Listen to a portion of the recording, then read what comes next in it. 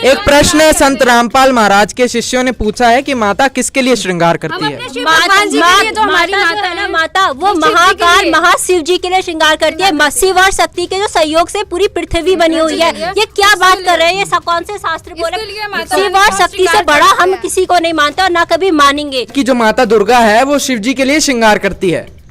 सबसे पहले तो जैसा कि इन्होंने कहा कि शिव सदाशिव के लिए श्रृंगार करती है, तो सबसे पहले तो हम आपको ये क्लियर कर दें कि शिव और सदाशिव अलग अलग हैं, जिसका प्रमाण श्री शिव महापुराण के रुद्र संहिता खंड के प्रश्न नंबर 100 से 110 में है, और साथ ही विद्वेश्वर संहिता खंड के प्रश्न नंबर 24 से 30 में ये सिद्ध है कि श्री ब्रह्मा जी, श्री विष्णु जी तथा श्री शिव जी, ये जो 3 लोक के प्रधान है, इनका पिता जो है वो काल ब्रह्म यानी जिसको सदाशिव भी कहा जाता है। इससे स्पष्ट हो रहा है कि शिव सदाशिव अलग अलग हैं। और साथ ही आपको ये भी बता दें कि श्रीमद् देवी भागवत महापुराण के प्रश्न नंबर 123 तृतीय स्कंद में ये प्रमाणित किया गया है कि श्री ब्रह्मा जी, श्री विष्णु जी और श्री शिव जी इनकी माता दुर्गा है। और साथ ही इस स्कंद में ये भी क्लियर किया गया है कि श्री ब्रह्मा जी, श्री विष्णु जी और श्री शिव जी ये तीनों नाशवान है, यानी इनकी भी जन्म मृत्यु होती है। वो खुद कह रहे हैं कि हमारा भी आविर्भाव और तिरोभाव हुआ करता है।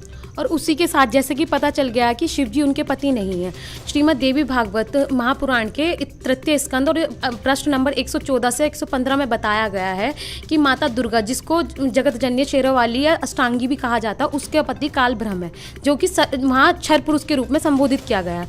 और माता दुर्गा को भवानी के रूप में संबोधित किया गया है और बताया गया है कि वो दोनों एक साथ रहते हैं, वह अविभाज्य संबंध स्थापित करते हैं। और यही नहीं, इसका प्रमाण और भी सदग्रंथों में दिया गया है, जैसे कि शिव पुराण के रुद्र संहिता के अध्याय नंबर 6 में भी बताया गया है कि माता दुर्गा का पति कौन है। वो माता दुर्गा का पति काल ब्रह्म है।